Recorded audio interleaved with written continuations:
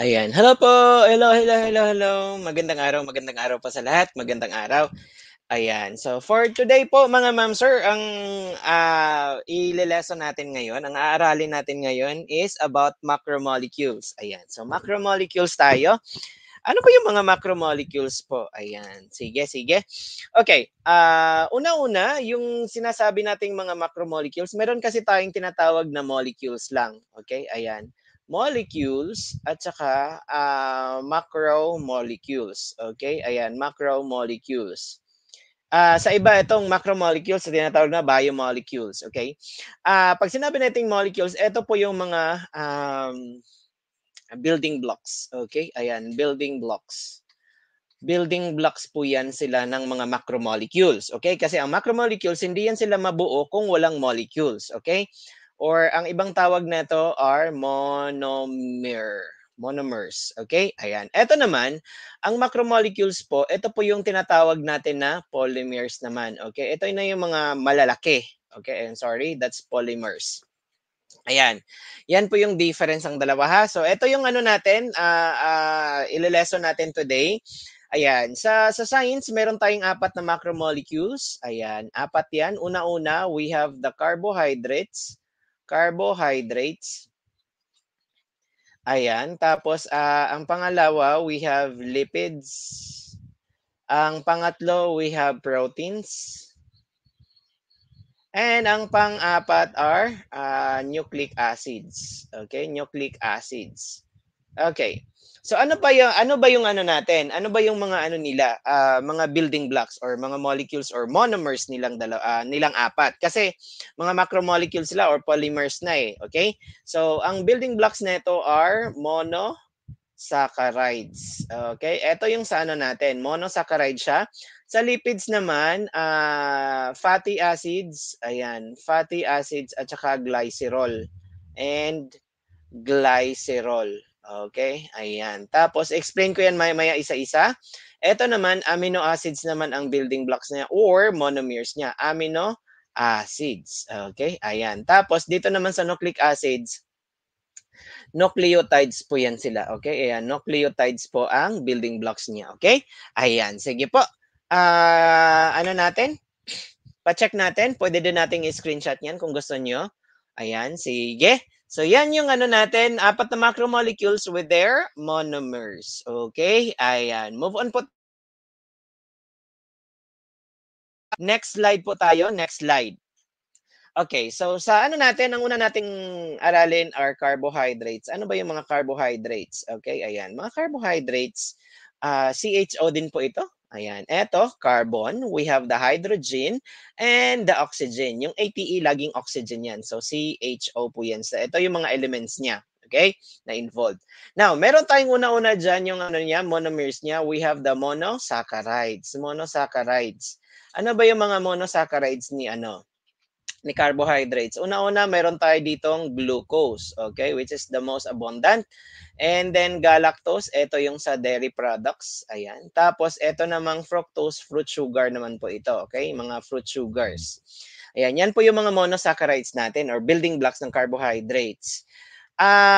Pangalawa, we have the disaccharides. Ayan, sa disaccharides po, meron po tayo diyang tatlo din, okay? Una-una, we have the lactose. Ayan. We have the sucrose. Tapos, yung pangatlo naman, maltose. Pag sinabi natin mga disaccharides, okay, ayan, monosaccharides or simple sugars pala ito. Ayan, simple sugars. Okay? Sinabi nating simples, tag-isa-isa lang. Disaccharides naman, mga double sugars po yan. Double sugars. Now, pag sinabi nating double sugars, dalawa po ang combination niya. So si lactose teacher, isa lang naman siya. Ba't siya naging dalawa? Si sucrose at si maltose, bakit ganon? Bakit double sugar siya? Kasi po mga ma'am sir, etong tatlong to, they are made up of two monosaccharide molecules. Okay? So ito yung mga composition niya. Lactose po na lahat po ito mga ma'am sir may glucose ha. Tandaan po natin yan. Ilagay ko na lang mga glucose. Lahat po yan sila may mga glucose. Okay? Ayan, glucose. Okay, lahat po 'yan sila may mga glucose, one glucose molecule. Tapos dito na lang sila magkakatalo sa mga pangalawang ano nila, molecule nila, okay? Ayan. So ang lactose, that is glucose plus galactose. Madali lang siyang anuhin, madali lang siyang, tandaan kasi lactose, galactose, okay? May glucose 'yan, of course, disaccharide, eh. Ang sucrose naman mga ma'am sir, etong sucrose naman, eto siya ang may fructose. Okay? So glucose, fructose po 'yan siya. Okay? O tagdadalawa na sila. Si maltose naman mga ma'am sir, dalawang glucose molecule po 'yan. Tandaan natin ha, si lactose, glucose galactose. Okay? Lactose. Tapos si ano naman, maltose, yan lang po ang siyang dalawang glucose, glucose, glucose. So yung isa, si sucrose, that means glucose, fructose siya. Okay? Ayan. So yan yung ano natin mga ma'am sir. Next tayo. Dito naman sa next, ang ano natin dito is yung polysaccharides. Okay, ayan, polysaccharides or the complex sugars. Ito po siya, complex sugars. Ayan, complex sugars. Okay, kasi they are already made up of long chains of monosaccharides. Okay, ayan. So una-una dito mga ma'am sir, we have the glycogen. Ayan, glycogen. Ito yung stored sugar. Tandaan po natin to, stored sugar po yan sa animals. Okay, animals. Tapos yung pangalawa natin diyan, starch naman po, starch. Ito yung stored sugar sa ano, mga polysaccharides to ha, stored sugar sa plants. Tandaan po natin 'yan. Tapos yung pangatlo diyan, we have the cellulose. Okay, ayan, cellulose. Ito po siya ang primary component ng cell wall. Okay, ng plant cells. Primary component ng cell wall sa plant cells lang po ito, okay? Ayan, plant cells. Okay, sige. Yan yung ano natin. Okay, so meron tayong carbohydrates. Ayan. Ah, we have monosaccharides, simple sugars, glucose, galactose, fructose, disaccharides, double sugars, lactose, or glucose, galactose. Sucrose naman, glucose, fructose, tsaka si maltose naman, dalawang glucose molecules. Pangatlo, we have polysaccharides or complex sugars, tatlong klase, glycogen, stored sugar on animals, or starch naman, stored sugar sa plants. Yan yung ano natin, like sa mais, sa palay, or sa rice, potatoes, mga ganun. Okay? Cellulose naman, primary component po yan ng cell wall ng plant cells. Kasi ang ano niyan is, ang cell wall, ang purpose ng or ang function ng cell wall is to protect the plant cells. Kaya they are made up of cellulose kasi very rigid structure po yung cellulose. Okay? Ayan. So, move naman tayo sa lipids. Okay, sa lipids naman po mga ma'am sir, ito po yung mga ano, waxes, fats, okay? Ayan. So isang ano natin dito mga ma'am sir, etong meron tayong ano ha, eto po yung ano natin, shall we say this is the lipid. Yung head nila, okay, head, this is hydro hydrophilic. Pag sinabi nating hydrophilic, that means hydro, water. Okay? At ito naman is love. Okay? They love water. Ito namang tails nila mga ma'am sir, yung tails naman, yung dalawang tails po, hydrophobic po ito. Okay? Hydrophobic. Bakit? Ayan. Hydrophobic, hydro, water. Ayan. Scared, okay? Scared. They're scared of water. Yan yung ano natin, scared of water kasi hindi sila ang ano, hindi sa they don't love water, okay? Ayan. So ang una nating example dito, phospholipids po muna tayo. Phospholipids, ito yung phospholipids pala. Primary component ng cell membrane. Okay, cell membrane. Iba ang cell wall ha kaysa cell membrane. Ang membrane sobrang manipis lang siya. Present po siya sa lahat ng types ng cells, sa animal at saka plant cells. Pero ang cell wall sa plant cells lang po siya. Okay? Ayan, cell membrane po. Etong cell membrane natin, kung i-focus natin siya sa microscope, ito po yung makikita natin. Okay? Ayan, ito yung cell membrane. Halimbawa, ito yun siya ha.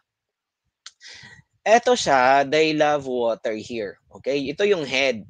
Ito yung cross-section ha. Ayan. Tapos itong mga tails nila mga ma'am sir, dito po yan siya sa loob kasi they hate water, di ba? They are hydrophobic.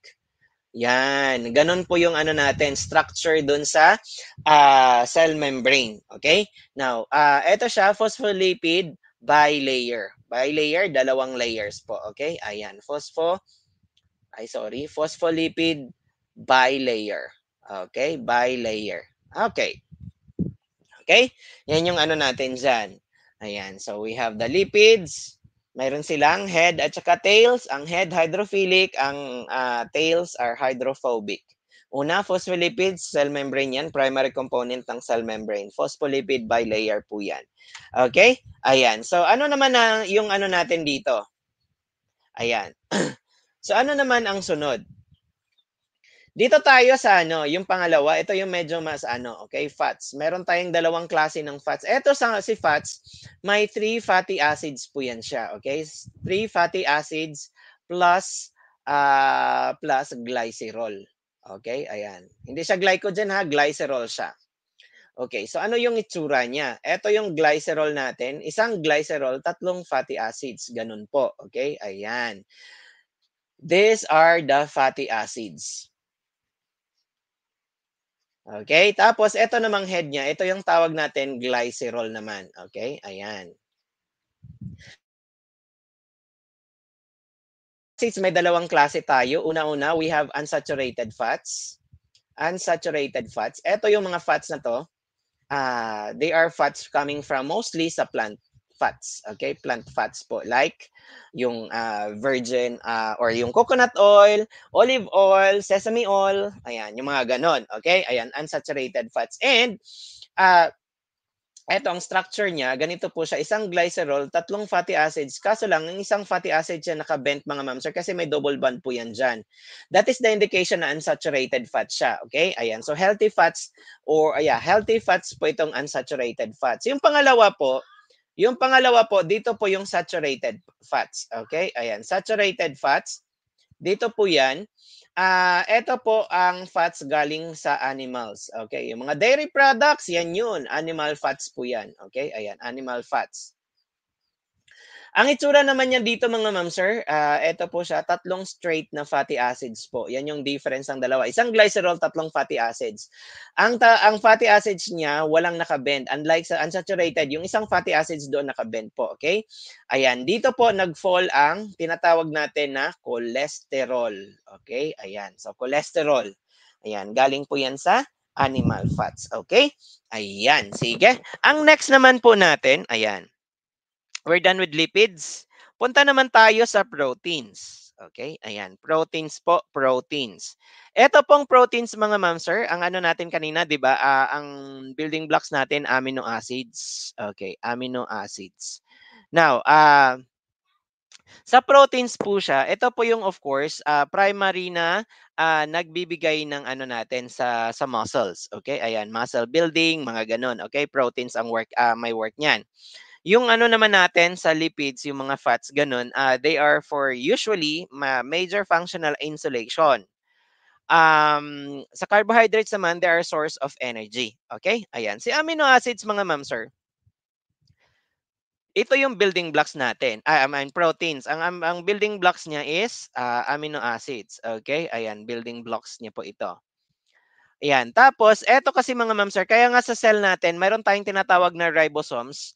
Ang ribosomes, siya yung ano, ribosomes, site of protein synthesis. Site of protein synthesis. Bakit may sinasabing ganito? Okay? Ayan. Pag sinabi nating synthesis mga ma'am sir, this is build up, okay, or make. Ang isang opposite dito, hydrolysis po, hydrolysis, yung pag-breakdown naman, okay, hydrolysis. Ay, wait lang po. Ayan, so that is hydrolysis.